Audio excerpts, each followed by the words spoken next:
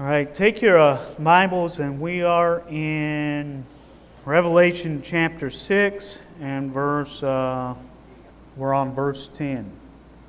Because I remember talking about the brazen altars and the people being sacrificed to the Antichrist. Verse 10 is where we need to pick up this morning. All right, let's go to the Lord in prayer before we get started. Lord, I pray that you'll take and wash me in your precious blood. Fill me with your Holy Spirit. Pray that you'll give us some things from your word that will take and strengthen us in these wicked times.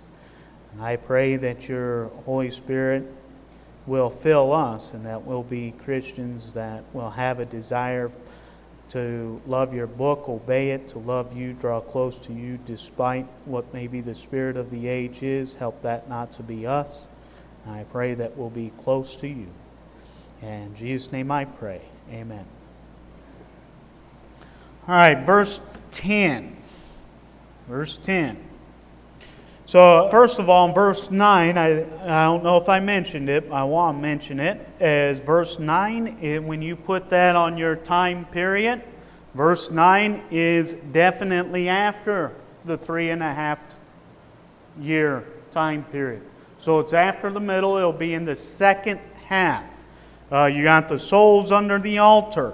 It's going to be at the beginning, because if you take and cross-reference it, you're going to see that later, when the souls cry from under the altar, well, in verse 11 it says, "And white robes were given unto every one of them, and it was said unto them that they should rest yet for" what? "A little season, until their fellow servants also and their brethren that should be killed as they were should be fulfilled." So what you're going to have most likely is when the devil sits down, they're told to not even go back. Let's go to Matthew 24. Let me get the quote right. Go to Matthew 24 and look what the Lord warns them about in Matthew 24. I can't quote it exactly, so I want to read it. Matthew chapter 24, and look at, let's pick up verse 15. "And when ye therefore shall see the abomination of desolation spoken of by Daniel the prophet stand in the holy place." All right, that's going to be your mark for your 3.5 year point in the tribulation. It's the middle of the tribulation. "Whoso readeth, let him understand. Then let them which be in Judea flee into the mountains. Let him which is on the housetop," now look what it says, "not come down to take anything out of his house." The reason it says it that way was because what their porch was the top of the house top, and there was stairs on the outer part of the house that went down to the ground. So it was their exit, was exiting from the top. Don't go down into the house to get your things. You go down them steps and run for the mountains. In other words, there's an urgency that don't waste any time. Flee to the mountains when you see this. Don't waste 2 minutes of your time gathering stuff. How many of you ladies know that the majority of the world has Lot's wife in it? Remembers Lot's wife. Why? She stands and she looks back. She turns and she looks back. She can't just... The picture, Lot is a picture of this tribulation saint running from the judgment. And what does Lot's wife do? She stops and she looks back. She turns to the pillar of salt. So how many of you think are going to go down and gather something out of their house? Not obey that. Many. So you know what's going to happen to them? A lot of them are going to get caught because they waste their time. And when they get caught, they'll be slain. So there will be a large amount of them that will be killed, probably right there starting at it off. There'll be a large amount of them that will be slain. Not all of them will take and have God's protection on them. Now when they get up in the mountains, the Lord's going to protect them. There's a certain amount of them that will be protected. But not all of them will be protected. Some of them will be slain. They're slain before they're given. And a certain amount of them will be slain afterwards, up to right before that second coming, or the vials. There will be a certain amount slain. So they're told to wait a little season. time period, probably 2 more years, 2.5 years there, they have to wait until their fellow servants are slain. So it's going to be, those events are in the second half. And that's showing you that these seals, these seals, verse 8 was the middle, verse 9, the fifth seal, that's after the middle. They're actually in order through the tribulation. These seals are in order. They start in order. You can actually go 1, 2, 3. It starts with 1, goes to 2, 3, 4. And with these seals, they're actually chronologically in order. Look at verse 10. And they cried with a loud voice, saying, How long, O Lord, holy and true, dost thou not judge and avenge our blood on them that dwell on the earth? Now here, this is the dead crying to the Lord and saying, How long till you're going to avenge us? Do you know that innocent blood that is slain on the earth, the Lord hears that blood and will avenge that blood? And He's been doing that ever since the first murder, Abel. Take your Bible and look what it says in Genesis chapter 4.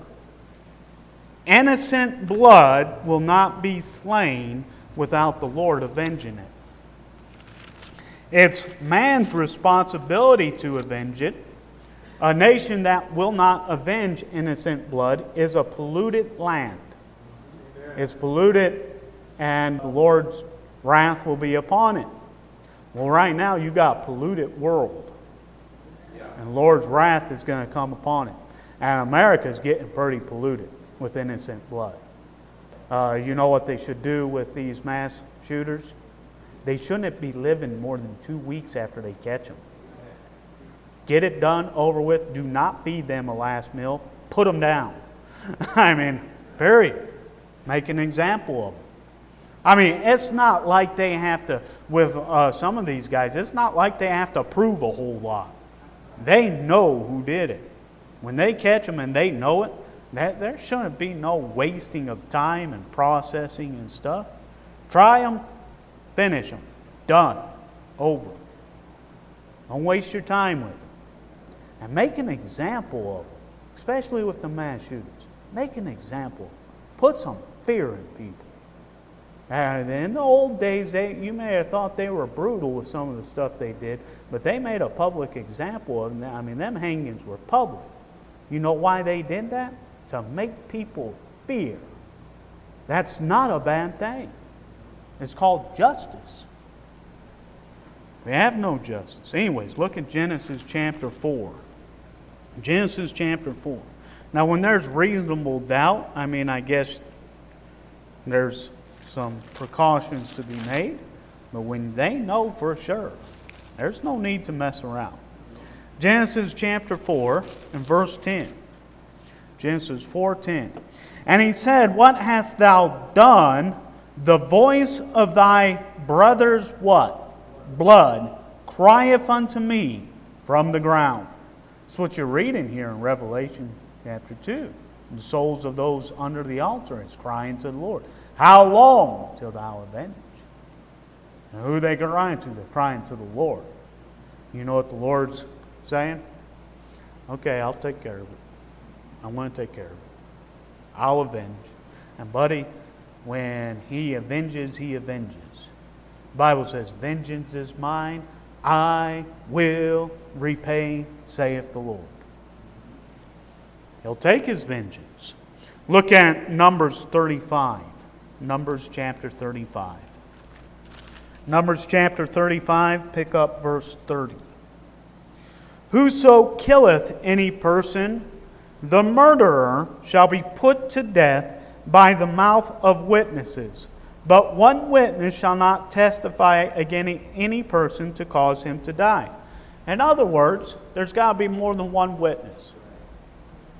You don't want one guy getting somebody put to death just on what they say. You know what? They may have a vengeance against them. Never trust what the wife says. I'm just kidding. That's funny. Come on. I guess it could go the other way around too. Moreover, he shall take no satisfaction for the life of a murderer, which is guilty of death, but he shall be surely put to death. Now that's where America has messed up. You know what we've done? We've taken the satisfaction of the life of a murderer. We sit there and feed them, we take care of them. Yes. Question? Okay, so the satisfaction is not a bribe? You could take it that way. So But let me ask you this. Let me ask you this. Why do we insist on taking murderers and feeding them and taking care of them to the rest of their life? Self-righteousness. No. You study the prison systems. It's all about this. It's all about that. You don't know how these prison systems work. No, I don't. But when you find it'll make you sick. It's about that right there. You know why there's big money in prisons. So it is Big money. It's the satisfaction. They take the satisfaction of murder. If it doesn't make sense, there's a buck in it. And the prison systems, there's a buck in it. There's big money in keeping them prisoners alive for the institutions. And that's why the private institutions isn't always the best thing. You know why it's a private institution? Because there's big money in it. It's big money. There's a lot of money in that stuff. Love of money is the root of all evil. And I found out some stuff about that. It was unbelievable. It was unbelievable. It's like so they're just not putting them to death because they're making merchandise out of it. I mean, if the government's dumb enough to pay them to keep them alive, sure, they're going to take the money. You know, it costs so much to take for lethal injection, put somebody to death. All right, the .22 bullet is about 5 cents. But let's take and be humane and go to the .300 Win Mag. That's still just $1.50. Come on, man. You can't tell me it costs that much to put them to death. Doesn't make sense. I don't buy it. So what's the real story? The real story is too much money in keeping them alive. And when you study out how much money they're making keeping them alive, but there's big money in it. That's why they do. It makes me mad. Makes me mad. They just waste your money and make a profit off of you keeping murderers alive. Why should they do that? They shouldn't do that. Take no satisfaction. You shall take no satisfaction for the life of a murderer, which is guilty of death, but ye shall surely put him to death. Who says, it costs so much to do these trials, it costs so much to do this. Why? Why does it cost so much? I've been on jury duty. They don't pay that good. How does it cost that? Put the 12 people up, try him, he's a murderer, go put a bullet in his head, be done, you're over. It doesn't cost that much, you're just insane. Or somebody's making money. All right, let me finish the passage here. Ye shall take no satisfaction for him that has fled to the city of his refuge, that he should come again. When it came to a murderer that was guilty of death, he could not flee to the city of refuge. Now, what a city of refuge was where a man died of what we call involuntary manslaughter, or where it's voluntary manslaughter, but the man's not a murderer. For example, you had a fellow that Abner kills Ahasiel in the time of battle. The northern tribes fight the southern tribes. Joab is the captain of the northern tribes. No, the southern tribes. Abner's captain of the northern tribes. Well, they get in this fight where for sport they're going out killing one another. And then after the war, they're the Abner's army takes and men loses, comes up short, so he's running. And Ahasiel's chasing, but Ahasiel doesn't have a weapon. Now he's chasing him because he's going to take his weapon from him and kill him. Abner, being a soldier of a little bit of nobility, says, hey, I'm not going to kill you without a weapon. Turn aside and take your brother's sword. Then we'll fight, and it'll be fair. Because they're kind of doing it for sport anyways. So it needed to be fair. Well, Asahel wouldn't listen. Kept chasing him. And obviously Abner wasn't as good a shape and getting worn out. Asahel's catching him. And it's like, okay, I'm going to end this. Boom. Kills him. You know what it was? It was self-defense in time of war. That sucker was coming at him and he wouldn't stop. So he ended it. He still had to go to the city of refuge. And he's dwelling in the city of refuge, and Joab goes up to him and calls him out, kisses him. He gets him to step out of the city and sticks a knife under his fifth rib and kills him. David says of Abner, he died a fool's death. He died as a fool dies. Abner was not worthy of being put to death as a murderer. That's why he was allowed to go to the city of refuge. A murderer could not go to the city of refuge. He goes to the city of refuge. They're supposed to go in, take him, put him to death. Done. Over. When it came to Joab, when David finally got put out with Joab, he tells Solomon, you put Joab to death. And Joab runs and he grabs the horns of the altar. Now Joab murdered Abner. He had blood on his hands of a man that was more righteous than he was. That was David's advice to Solomon. David probably was a little bit upset over him killing Absalom against his orders too. So he had those two strikes against him. But Abner was the one that David said put him to death for. Because he wasn't supposed to kill Abner. Abner was innocent. And he killed Abner. He was a murderer. He murdered Abner. He goes and he grabs them horns of the altar. And you know what Benaiah does? He comes and he tells Solomon, well, he's on the horns of the altar. Solomon says, go kill him. There was no protection for Joab. Benaiah goes in, puts him down right there at the altar. There was no protection for him. Why? Because he was murdered. You're not to take satisfaction for the life of a murderer. There's no excuse. You put him down. Now, look what it says in verse 32 and 33. For him that has fled to the city of his refuge, that he should come again to dwell in the land until the death of the high priest. So ye shall not, now look what it says, pollute the land wherein ye are, for blood it defileth the land, and the land cannot be cleansed of the blood that is shed therein, but by the blood of him that shed it. Defile not therefore the land which ye shall inhabit therein. I dwell, for I, the Lord, dwell among the children of Israel. Now, if it cannot be cleansed except for the murder cannot be cleansed except for by the blood of the murderer, what is happening when we're allowing these murderers to die of old age in prison? We didn't shed their blood. The land is polluted. Huh? The United States is condemned already. It's condemned. It's condemned because of innocent blood that they will not take and justify. Yes. If it's the land of the refuge, but you're still going to be killed, I'm not understanding that. Only if you're a murderer, city of refuge. Only if you're a murderer, you cannot flee to the city of refuge. Right, but if you go to the city of refuge, you're still going to get killed. If you're a murderer. Now, if you're guilty of something like manslaughter, an accidental death, or one of self-defense, you can go to the city of refuge. And the avenger of blood cannot go in and kill you. All right, here's what the city of refuge was for. Let's say that you're out working in the field and you're being careless. And you got a loose axe head and you say, hey, tighten that axe head, tighten that, I got to get the job done this week. The axe head comes flying off, kills your coworker. That's involuntary manslaughter. It was neglect, but it wasn't a malicious murder.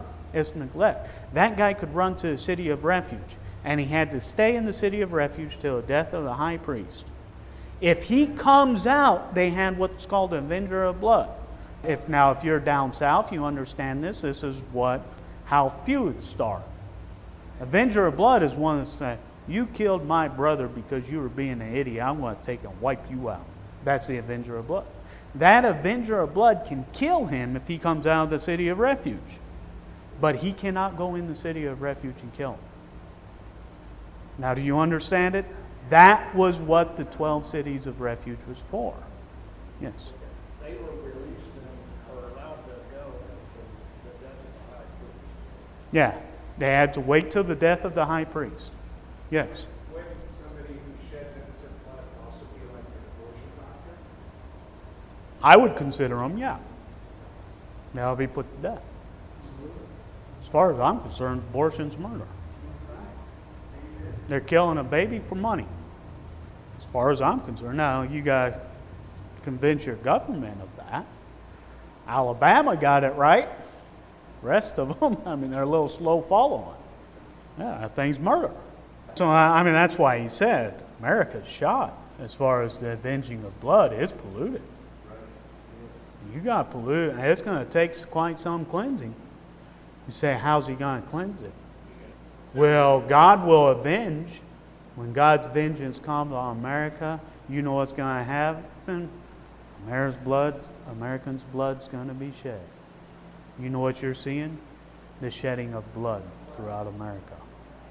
And if America doesn't get their head screwed on right with justice, you're going to see a whole lot more.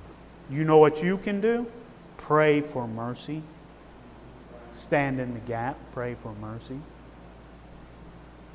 I heard one preacher say, God, give America what it deserves. That ain't my prayer. Why? Because I know when God's wrath comes, it comes on the just and the unjust when it comes on a nation. You're not exempt when His wrath comes on this nation. Pray for God's mercy. It might be He'll have mercy until after the rapture. All right.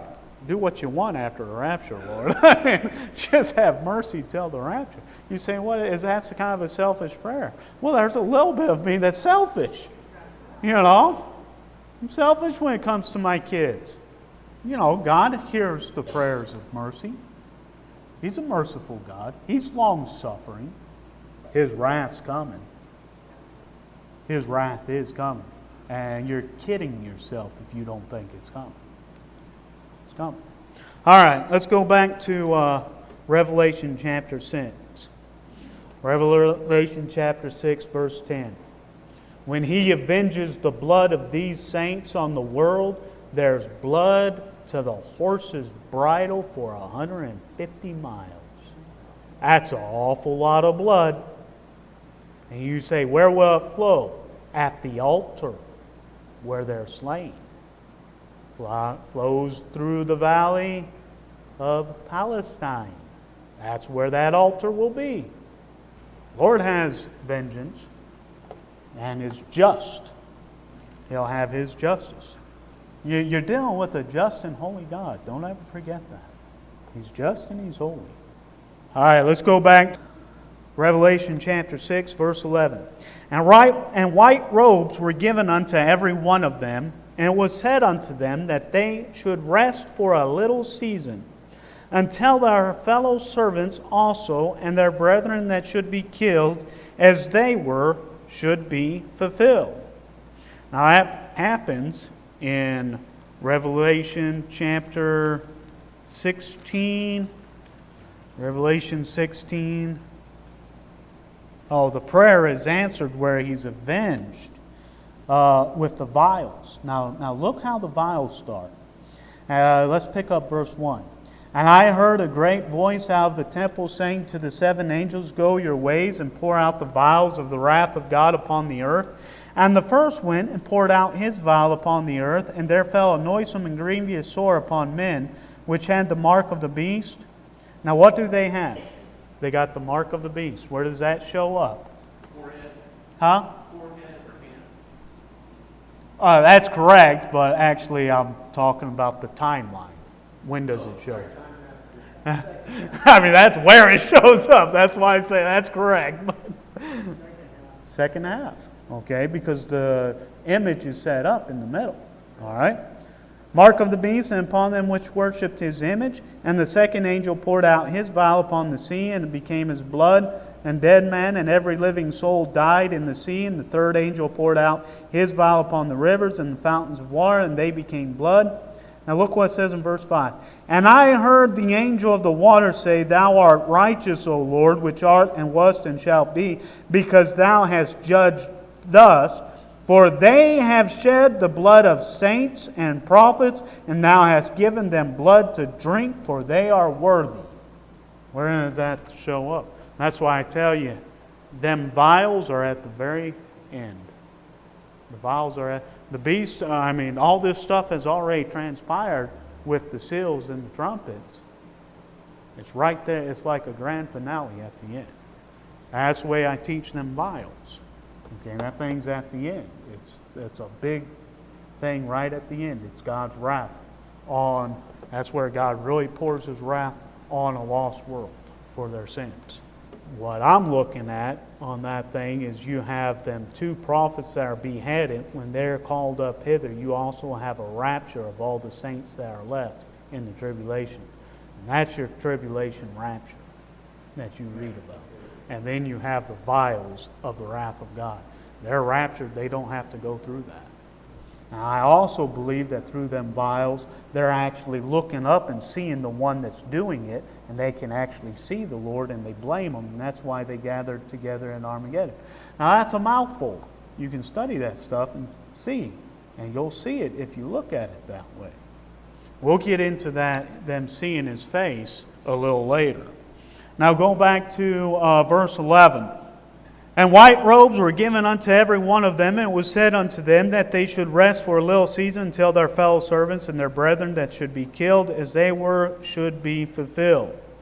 Look at Revelation 15:2. Revelation 15:2.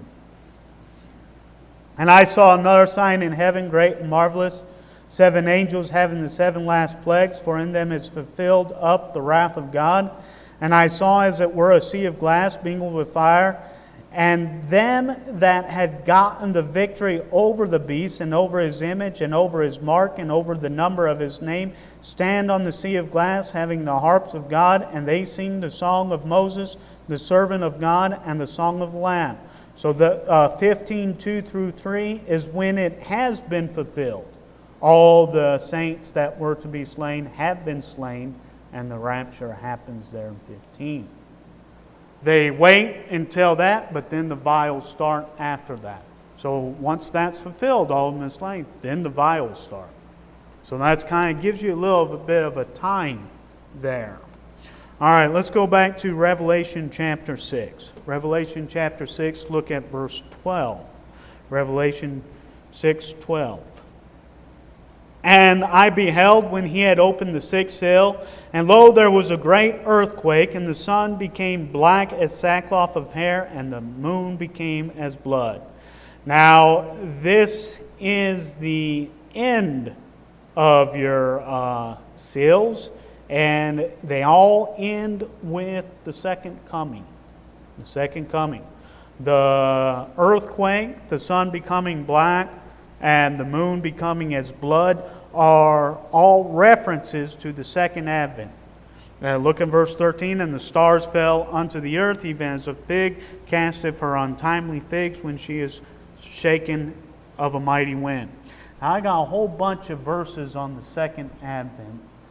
Let's see, we got about 5 minutes. Let's just start going through them. These verses are going to be prophecies about the second advent, which is the second coming of the Lord right here at the end. And when He comes back, that thing is marked with certain things. And these marks right here, you're going to see they're prophesied about over and over through prophecy. And they're connected with the second coming.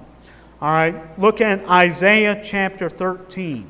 Isaiah chapter 13. We'll just see how many of them we get through here. Isaiah chapter 13, pick up verse 5. Isaiah 13:5. They come from a far country, from the end of heaven. That's a far country. Even the Lord and the weapons of His indignation to destroy the whole land. Howl ye for the day of the Lord. Now, mark now, when you see the day of the Lord, many times it's a reference to the end time prophecies. Now, there may be something that's happening in history, but it's also a double application to the end times. The day of the Lord is at hand. It shall come as a destruction from the Almighty. Therefore shall all hands be faint, and every man's heart shall melt. And they shall be afraid. Pangs and sorrow shall take hold of them. They shall be in pain as a woman that travaileth. They shall be amazed one at another. Their faces shall be as flames. Behold, the day of the Lord cometh, cruel, both with wrath and fierce anger, to lay the land desolate, and He shall destroy the sinners thereof out of it. For the stars of heaven and the constellations thereof shall not give their light.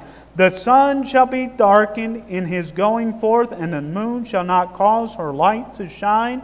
And I will punish the world for their evil, and the wicked for their iniquity. And I will cause their arrogancy of the proud to cease, and will lay low the haughtiness of the terrible. All right, so there you have the sun being darkened. Look at Joel. Joel chapter 2. Joel chapter 2. Joel chapter 2 is a defining chapter in the second advent. That's one that you really want to take in. If you really want to mark a passage to describe the second coming, remember Joel chapter 2. Joel chapter 2 is one that I consistently go back to. Joel chapter 2 verse 1. Blow ye the trumpet in Zion, and sound an alarm in my holy mountain. Let all the inhabitants of the land tremble, for the day of the Lord cometh, for it is nigh at hand. A day of darkness, of gloominess, a day of clouds and a thick darkness, as the morning spread upon the mountains. A great people and strong, there shall not been ever the like, neither shall be any more after it, even the years of many generations.